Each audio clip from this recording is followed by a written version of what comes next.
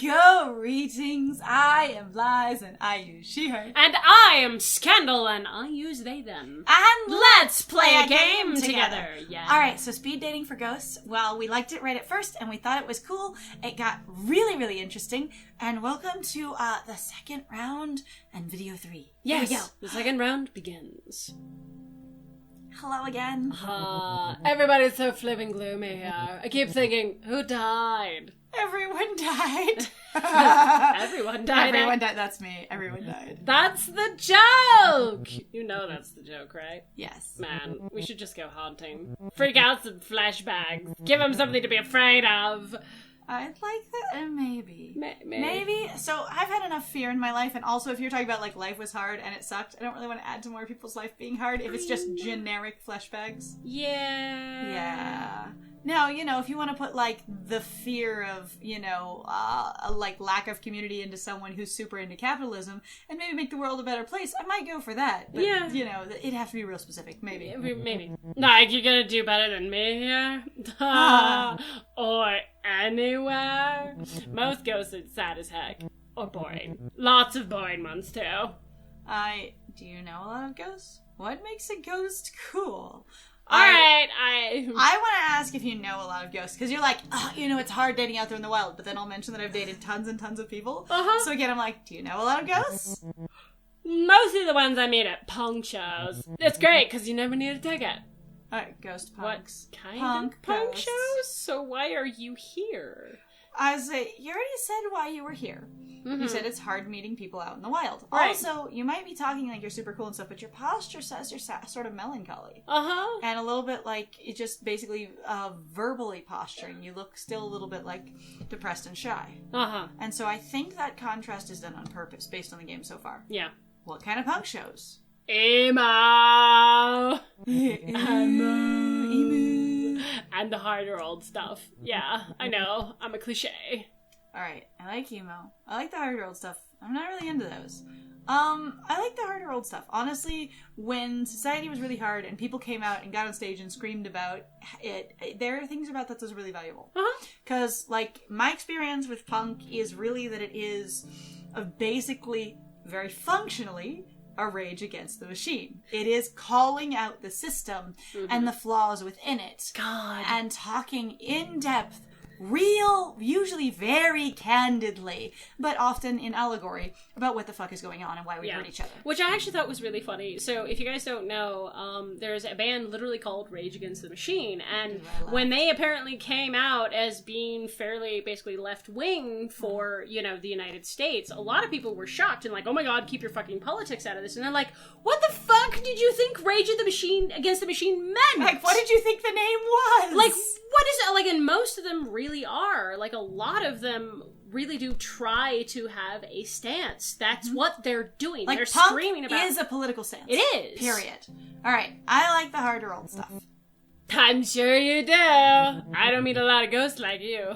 Nice ones. I mean, usually I pal around with other poltergeists. Who are being assholes. What's wrong with poltergeists? So you actually like that I'm nice? I would ask about poltergeists because I don't know any. Right? What's wrong with poltergeists? Yeah. Nothing at all! Poltergeists are the best. It's pretty much just like the movie. One time, I even tried to suck a girl into a TV. The glass got in the way. Kinda messy, actually. Ooh. Oh, did she die? Nah, I was kidding. I'm not like that. My friends, though, way more intense about the ghost stuff. My friend Beck likes to make corpses wink at morticians. Or at open casket funerals. Alice in the Haunts and Airport Hotel. Guess she likes to watch weird people doing it. That's judgmental for being punk. Sir, ma'am, we do not kink shame here. On this Just channel. because you have the ability to look at people now, and because apparently I guess that would be possibly partially encouraged, that's rather assumptive. I was gonna say, they're not specifically weird people. I say usually, if I know airport hotels, they're often desperate, lonely, busy, exhausted people. Yeah. That's more than weird. Which is actually, all of those things are fairly standard. Or people who are in really bad situations. Well, they can also be people who are trying to get away from the restrictions of their life, so they're trying things they wouldn't normally do. Yeah, no, I know. And so they are, exploring and expressing themselves. Or they're being forced into things they wouldn't do. There's that like, too. All right, watch people doing it. Where people do it. I just hang out. Go to shows. Terrorize this normie couple I know. Rich types who moved into my old house. They actually put up a plaque that says, "Live, laugh, love." Ugh. Sounds like white people. It does. Sounds like, how do you terrorize an army? So you're bored. Actually, it doesn't sound like you're bored. What it sounds like is actually you're in a dissonance with the people you know. Yeah. You're looking for more people who are into the hardcore punk and emo scene, who like the things you like, but the people you're finding there are way more extreme and more direct. I hesitate to say violent, but more aggressive ghosts than you are. Potentially also what you find to be more negative. You might not actually things that you don't necessarily, aren't really into, but you like the other pieces of them, and you wish it didn't all go together in one big sandwich, but you're not really going to say that, which is why probably you look so tired. Let me just do some character access here. So, you're bored. No. I think what you are is lonely. How do you terrorize the normies? Possession is fun. When they're asleep, I make the girls sit up in bed and point at the corner in the dark. The guy wakes up, sees what she's pointing at, and freaks out. It wakes her up and she freaks out too. It's great. Sometimes, other times, I want to meet ghosts who aren't like me. I'm sick of doing the same things. But then I actually remember, I like doing those things. I really just want to share them with somebody new. I know I probably sound pathetic. What you sound like, ding ding ding, is again that you're lonely and a little depressed. Yeah. You want someone who's at the same level of intensity or enthusiasm as you are. Rather than somebody who's like, let's step it up all the time. And, like, that's what I'm hearing anyway. And it doesn't mean that's exactly what you want, but I'm getting very strongly, you're not bored, you're depressed, and you want more connection. I'm also kind of curious, so this is in terms of the writing, how much of these options actually, like, change? Or are they basically the same every single time? So that way, like, because I'm not necessarily seeing a crap ton of what I would... Because the thing is I'm going to say this very loosely, because I don't know what the tone is meant to be at all for... That's just the thing we talk about. Like, it's hard to read tone just from flat words. Yes. But, like... Because you can read a line, like, 30 million different ways. But I'm kind of wondering, actually, how much of this is intended to be a little bit more scripted. Like, they're like, the only way you could actually continue to have a conversation with, say, these characters is that you do have to actually say very specific things. Not just, like... In sort of speaking like which ones get a do you want to follow up somehow and which ones don't? That one? Yeah, and going like you need to be able to have that opportunity for every single one of them, but you can kind of change the outcome a little based on what you focus on. Say, I imagine there is a good like a good and best outcome for them. Mm-hmm. Where when you pick them, where you have an option for them to invite you to pick them at the end, or even ask you, kind of thing. The bell rings. Alrighty, this is okay. Come find me after. You know. We'll do something. What exactly do you have in mind? I'm up for anything. Those are the only options. Yeah.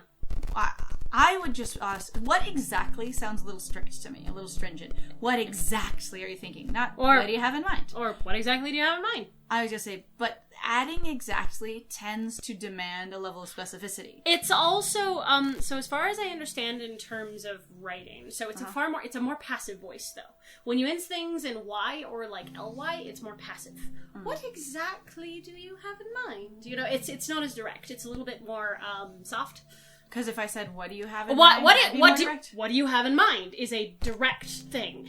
What exactly do you have in mind sounds a little bit more soft. See, and to me it goes the other way around of what exactly do you have in mind? I can see that. I want to know precisely what you're thinking. I want the whole idea before I agree to anything. Mm-hmm. Yeah. But as far as I understand, there is actually like a psychology to the way that you say things. If you in stuff that ends like softly, it doesn't hit as hard. What do you want to? No, I get it. I get it linguistically, but socially, I don't hear it that way. Yeah, no. You'll see. But that's that tonal thing. If it can be said literally either way. I like the different colors associated with the different ghosts. It's to be cute. Honest, it gives them a real like emotional quality, and it's very fun. Hello again. How is the speed dating going? Is everything you hoped it would be?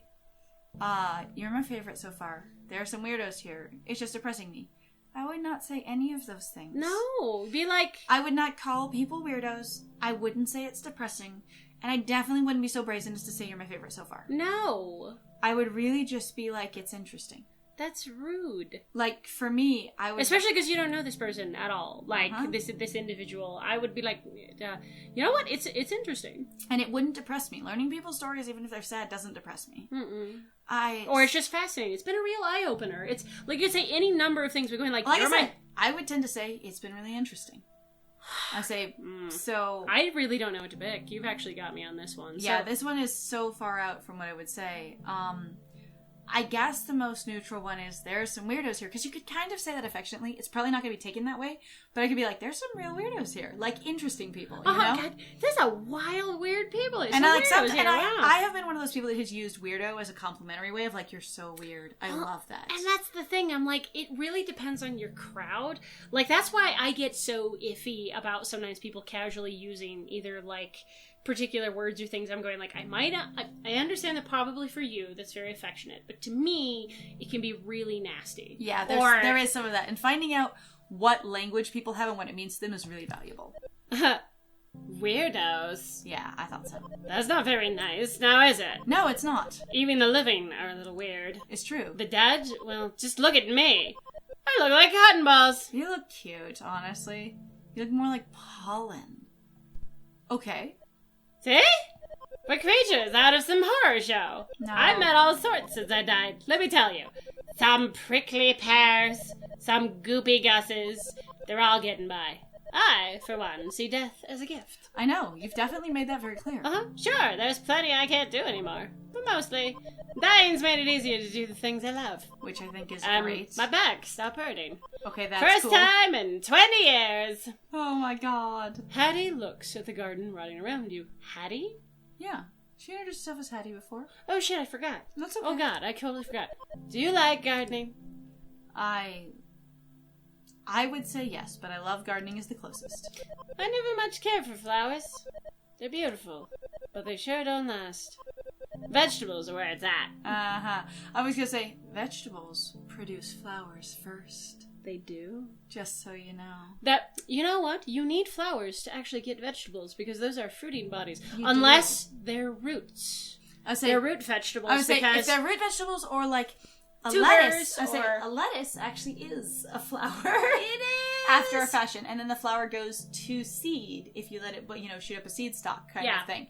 But like, and it isn't a flower in the sense that it has like a stamen and, pollen and stuff. But it is like, it's like there are very few vegetables that don't need flowers. Mm-hmm. And if you like any kinds of like squash or melon or tomatoes, they have cucumbers, flowers. You need flowers. Yeah. You have to have flowers. Yeah. And I get you're talking decorative flowers, but I'm like, flowers and the moving on from flowers is part of the process. Everyone who goes, well, the flowers just wither and die. I'm like, yeah, because the next stage of creating a baby and a new plant happens. Mm-hmm. So I don't find flowers. I think of flowers as transitional. Also, I don't get sad when they die. Also, I find that to be very silly in its own way, because you get to be like, well, I mean, have you ever heard about edible flowers? That too. Because there are lots of flowers who are... can be a whole entire food, and they don't wither and die. You just eat them. Yeah. Nom, nom, nom. Vegetables are where it's at. You mean anything you can eat is where it's at? Maybe you just love food. Food in the garden. I love ones that grow like the dickens. Squash,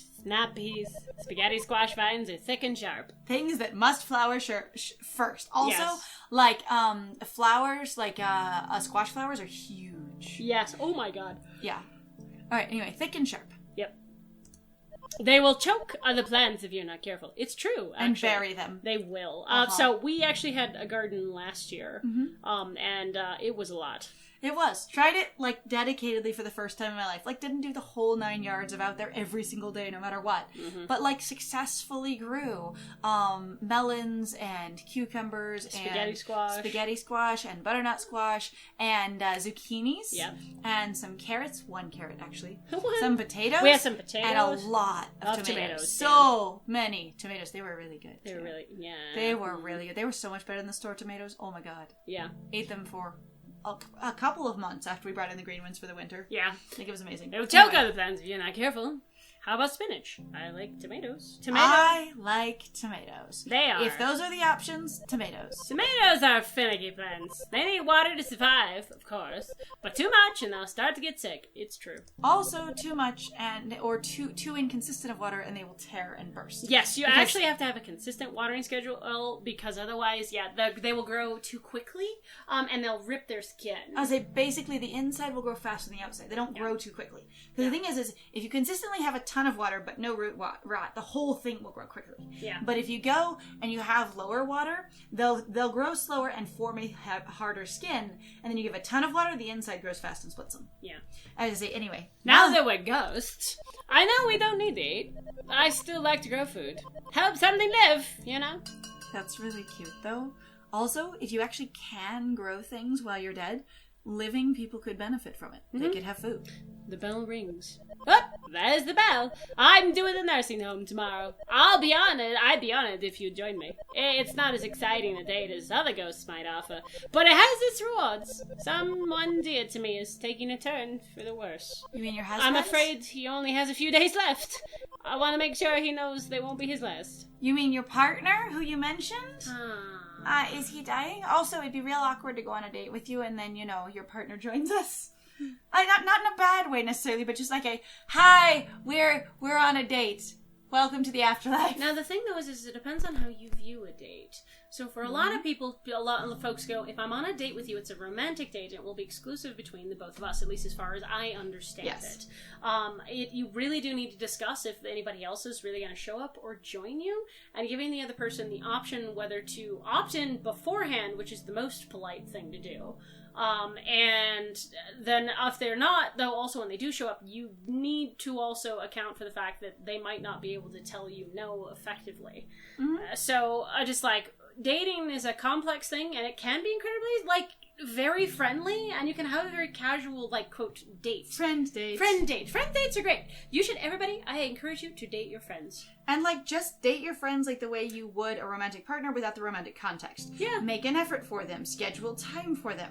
Pursue hanging out with them. Those are all date activities. And also, I would date somebody who is not only your friend, but also your friend who actually actively enjoys the things that you do, and you spend a lot of time talking and engaging in those particular activities. I think a lot of people actually date their friends without realizing it, but basically it's platonic dating in the way that you think there are a lot of people eager actually and earnest to hang out with them. You really think about them when they're not around and want to spend time with them and go, ooh, I would prefer their company over other people's. I'm like, that's kind of dating behavior. On the other hand, this sounds interesting. I don't know if I wouldn't be as enthusiastic to say that sounds wonderful, but I would say that sounds nice. Or neat or interesting. I would definitely give a positive, so I will go ahead and do that. Right. But there's some really interesting possibilities suggested here. Right. I'm pleased that you agree. I'll meet you at Queen Mary's at 7 a.m. Sorry if that's a little early. I'm my best self before noon. Oh shit, we actually scheduled something. Hattie floats over to the next table. We just scheduled something. She looks back and smiles. We can't choose anyone else, we just scheduled something. Yes, you did. That's why I was going to be afraid if you picked the positive, that would mean you should schedule. Now, I imagine you can ditch out and not choose it, but I don't know what that'll do. Because I was going to go with this person. Why are you so sorry? What do you mean? You died horribly. I need to be honest. That's why I was sorry. Now, I wasn't really sorry that you died horribly. I was sorry that you got really sad when I asked the question. Yes. I'm going to be honest. I was sorry that I distressed you by asking a question. That's what I was sorry about. Yeah, because that's not... It was not your fault. So whose fault was it? Can we talk about something else? I would say I know it wasn't my fault. I'm sorry that it happened to you. Which is often something I explain when people go, why are you saying you're sorry? You didn't do it. What I'm saying is that I empathize with your position. Yes. And I feel some of your pain, and I am sorry you are having that pain. I'm not apologetic to it. I am wishing it wasn't that way. Yes. And in the same way that I complain about American words not being specific enough sometimes, there should be a word for I'm sorry, meaning I wish this wasn't going on. And I'm sorry, I actually feel bad that I did this or am responsible for this. Those are very different things. Whose fault was it? Because I wouldn't try and change the subject. Yeah. I want to remember. I ache simply trying. Oh, I only recall slivers of my last moments alive. Your little face. Emotions. Work. A shadow along the wall. Also, Hattie was a little assumptive. When somebody goes, hey, you can join me for this, and you go, wow, that sounds really great. And then they go, okay, it's happening. That's like, whoa, just because it sounds good doesn't mean I was saying I would do it. Right? Like, I've had that happen before, where I was like, that sounds really cool. And people are like, okay, great, you're in. And I was like, just because it sounds really cool doesn't mean I'm, one, available, or two, ready to do it, you know? A shadow along the wall. I know these memories are important. I do not know how to fit, how they fit together. Tell me about work. Tell me about the shadow. Tell me about the emotions. Let's talk about the emotions. Sure. So I would do that. I'd be like, well, also, you had a strong emotional reaction. Let's talk about the feelings. There was anger, frustration, guilt. Now all I long for is revenge. It pumps through me like blood. But how can I need revenge when I don't know what happened? I kind of love that. And going, sometimes you have these really strong, motivating emotions and feelings, and you're really like, why do I feel like that at all? Like, I've never had it specifically in this way. I don't know that I can come up with an example right now, but I know what this person's talking about, of going, I am fueled by this primary thing, but I don't know where it's coming from. Like, sometimes you're like, I am panicking in this situation, but I have no reason to be. Like, I can't pin down what it is. I have no idea. Yeah, that sounds very familiar to me, because I've experienced that on more than one occasion, of just going, God, I do not know what is upsetting me, but I'm just upset. Uh-huh. When I don't know who is to blame. You mentioned a shadow. Vengeance won't solve anything. I think, well... I wouldn't say it like that. I would say, what does vengeance mean to you? Right. That's where I would go. Yeah. So, I would just focus on another piece of it, going, well, sure, let's keep exploring this. The shadow was long, dark, but familiar. They usually are. Someone break into your room? Someone you know? It crept along the wall. It crept through the office as we worked at night. It came for me. It has a name. Why can't I remember its name? Gary's eyes looked so threatening when you first met him. But now... Now they look sort of sad. Yes. Maybe we should go to your old office. You're a good ghost, Gary.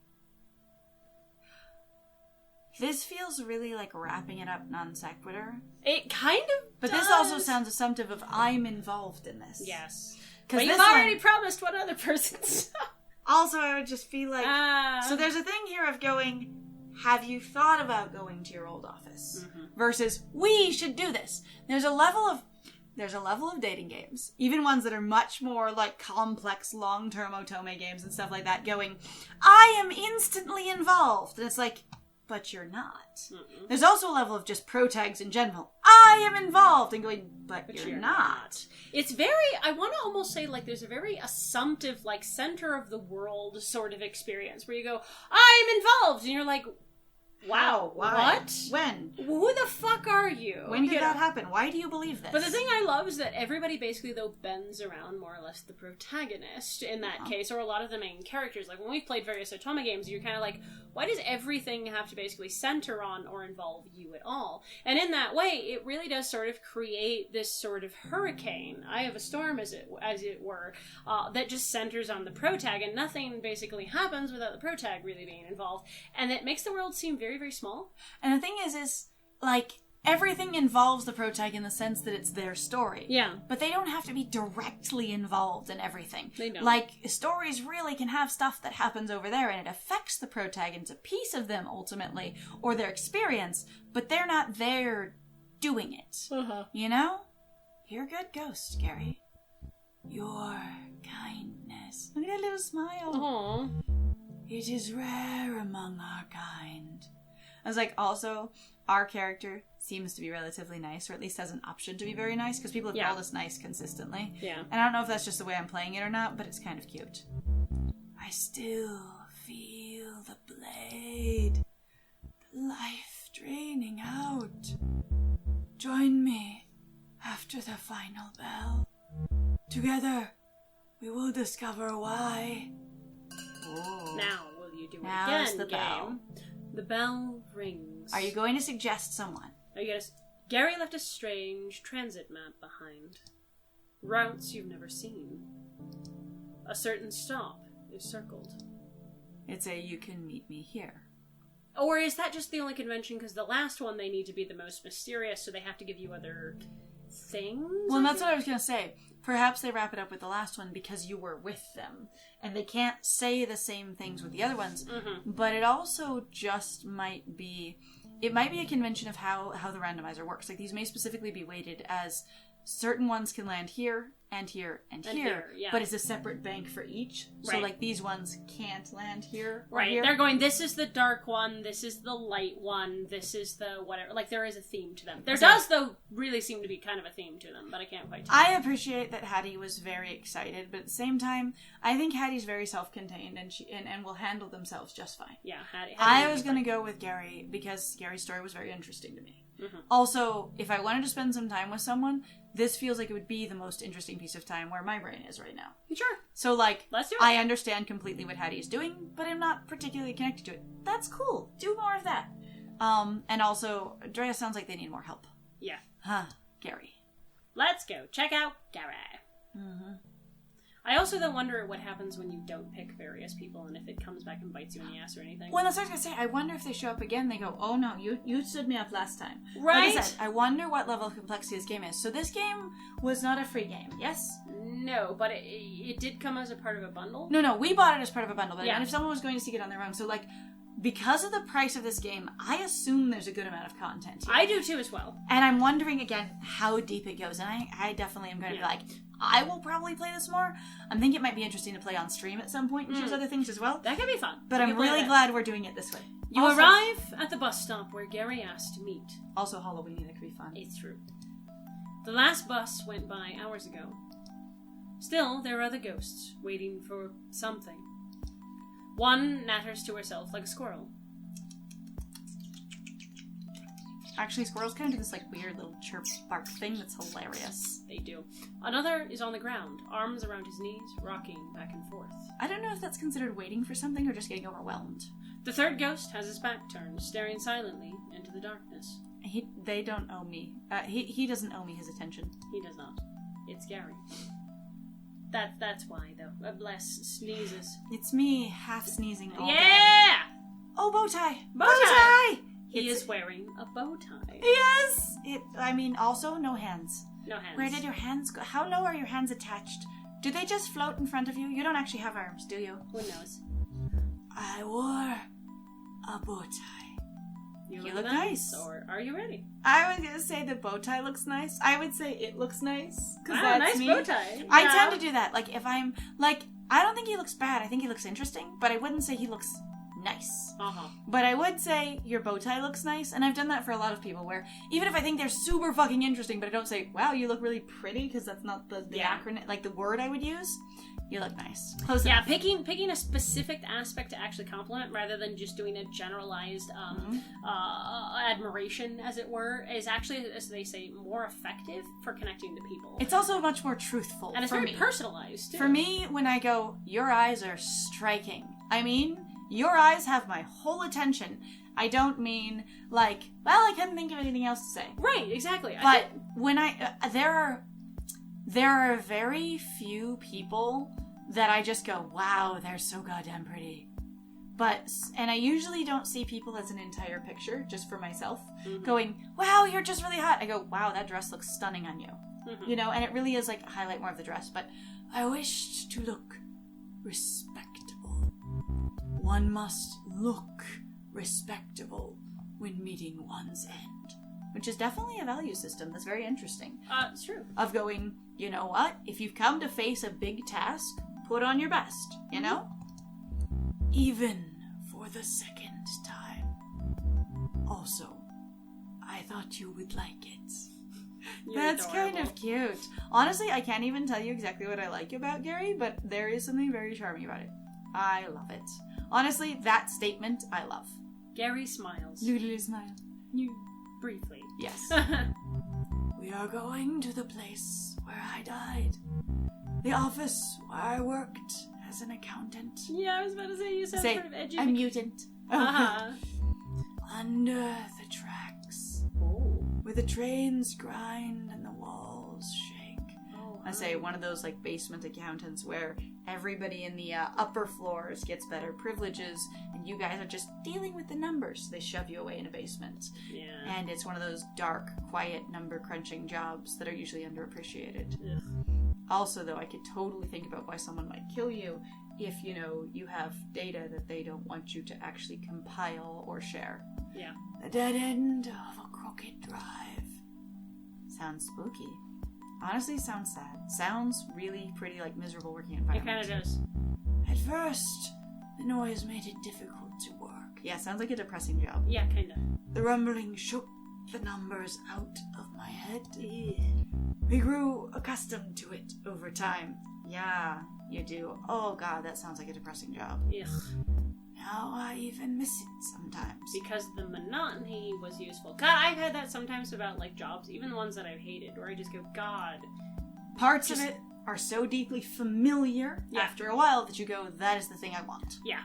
And That's so the same thing though, where they talk about basically what makes something an abusive relationship. That's what it is supposed to be, an interesting mix of both bad and good in that way. And not that everybody is intentionally being abusive or whatever, but something that is harmful to you. One of the big reasons why people refuse to get out of some situations as they do is because they go, well, it's got good stuff here.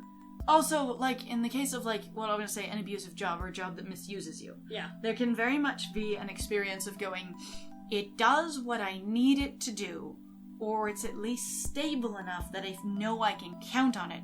So all the bad things, because I'm a very adaptable creature, humans are, right. I turn into, they're just details of it. And I lean into what I need or like or works about the job, and then the other things latch onto that and become part of the familiar experience. Yeah. Now I even miss it sometimes. A dim purple light washes over Gary's face. I wonder if this is texture or if it's moisture, if he a wet puppet. Who knows? I kind He of could curious. be a great wet puppet. The dead of night bus has arrived. Ooh. This bus is not sanctioned by any city. Its driver is a wisp, a fragment of a broken spirit, trained to perform repetitive tasks. Aww, This is really interesting world building. It is. That's fascinating. You and the other ghosts get on the bus. That's wild. There is no fare. You've all paid the price. There we You go. have to be dead. Mm-hmm. The office is just as I remember it. I sat in that corner. Accounting is not thrilling work, but it can be exceptionally busy. The papers on Gary's old desk are carefully stacked. It seems he liked to keep things orderly. Did he die really recently, or are we turning to the time of his death? Who knows? Honestly, it could mean any number of things. My partner's desk? Always a mess. Papers and rotting food cover every inch of this other desk. Yeah, someone who's stressed out and overwhelmed. Maybe. And that's the way they cope. Service? Beg your pardon? What about your service? Wait, what? Service was my partner. Service Gelki. Oh. What was he like? I wouldn't say funny name. Yeah. I might say interesting name. I might say, where do you get a name like that? Right? That would be Did he more ever like me. Did he ever explain to you where he got his name? Or did you ever ask him about his name? Right, exactly. Those kinds of things. What was he like? I worked with the man for 16 years. At first for a bank. We were miserable. So we struck out on our own. Gary sits at Service's desk. He turns on the desk lamp to get a better look at the papers. Spooky ghost lamp. He was a friend. You'd make a good partner. I'd be like, he was a friend? that one's a question, so I think I'd go better with the question. Yeah. He was a thief. Oh. The green and gold lamp collecting dust on Service's desk casts a long shadow. Oh. The shadow begins to move. Oh no. It creeps along the wall until it hangs squarely over Gary. Ah. He was telling our clients they owed money. money they did not owe, he would pocket it for himself. That thing where you overbill people, but then you record it as the right amount and you pocket the difference. That's actually one of the oldest hustles, where something as simple as you charge a client $120 and you put it in the books as $100. Yes. So I actually knew people who did that. And it was very interesting in the way that they described it to me. They actually worked at a porn shop. Okay. And so they would basically charge because you could set whatever price basically it was for the movies, right? Okay. When people would come in, but they would set it down in the book as another price, so you'd memorize all these different numbers because it was an old style cash register. Right. So you'd put in this other number for that one, and then you would just take the the $20 that you know overcharged. That you overcharged technically because you charged less. Right. But you would tell them that it cost $80 or whatever the price was, and you would take the $20 or whatever. And I was just I was fascinated when they described it to me, and I was kind of like, wow. I've also seen people do it a lot in the service industry where it's someone else's service, whether it's counseling, whether it's plumbing, whether it's whatever, like lawn care, and the person doing the billing, if it's a big enough thing that has billing, is they bill the customer one rate, and then they put in the books and put in the system another rate, and they pocket the difference. And I've never done anything like that ever, or even thought about it. I'm a really reliable person because I go, I don't have to keep track of anything if I just follow the rules. I did always find that to be interesting because I actually got a lot of questions as I've worked over the years for various different jobs where people are like, oh my god, how do you just handle, for example, that amount of money, as it were? And you're like, honestly, after a while, it just becomes paper. It just becomes an object. And you're also kind of like, I am so frightened at this point of basically trying anything, which is, what happens, because you're like, then I will never have a job ever again. Sometimes, I could literally lose everything. I'm so afraid of just doing something wrong in the job, even though I tend to be excellent at my jobs, that I just won't even do anything just because I'm afraid of doing something wrong. Right. He would pocket it for himself. Small amounts, so I would not notice. You really did go into business together. Yeah. And then he decided to take a different moral road than you. But even small numbers do not add up. And you are a good accountant. Gary struggles to stand. He seems troubled by something. When I confronted him, there was a fight. In this room? I just say here. Yes. I killed him. Oh God. I still feel the blade. The knife in my hand. I looked for gloves, bleach. I found them, but I could not hide what I'd done. Instead, I called the police. Sitting quietly in the dock, I waited for them to arrive. When the officers knocked on the door, I was so scared. They warned me, but I couldn't let go of the weapon. Frozen in place right there in our office. They shot me where I stood. I died here, same as Service. You didn't mean to. At least you know. I wouldn't do exactly any of these things. And I feel for this person and his realization, a lot, actually. The sound that went through that you missed was impressive. There was clearly a strong emotional experience. Not to mention just, the expression of going, oh God, this is what happened. But could you imagine working with someone for 12 years as your business partner? Assumably some sort of very professional friend, if not friend, and then being they were cheating the whole time and just... It feels a little bit like Clerks, but the more serious version of Office Space. In that way? Okay. Have you ever seen Office Space? Mm-mm. Oh my god. Okay, it just kind of reminds me a little bit of that. Don't worry about it. It's a Kevin Smith movie. It's interesting. So this is sort of a kind of darker version of that. That's interesting. I think I would tend to go with at least of these options. Yeah. Because you didn't mean to. You're not here to cast judgments. It's already happened. It's over. Yeah. At least we came and we learned. Yeah. I am haunted by an act of vengeance. not the need for it. Ooh, subversion. Yeah. I am sorry for bringing you here. I am sorry I am not good. Honestly, having a strong impulsive reaction doesn't make you a bad person. Also, you not being able to put down a knife because you were traumatized. Okay, so this is the thing that makes me sad, is that you are trying to frame yourself as the bad guy. The police are not supposed to fucking kill you. No, they're not. It doesn't matter. Like, the thing is if doctors and nurses and interns and therapists can lose their fucking jobs, sometimes for yelling too loudly at or people, using any kind of violence, or using any amount of, like, physical force, then cops being able to fucking just shoot you should not be allowed. Is deeply goddamn inappropriate. And also going, I couldn't let go of the knife. Like, they had no patience for you. Yeah, they did. I'm like, that's just awful. And I appreciate that you think you're bad. But, like, people can have intense reactions. And yeah, it doesn't usually result in murder, but depending on things, it can. You could just go so intensely, especially if you were tired and you were worn out and you were over, taxed, and you'd been having this sort of rising, tension this whole time going, something's off.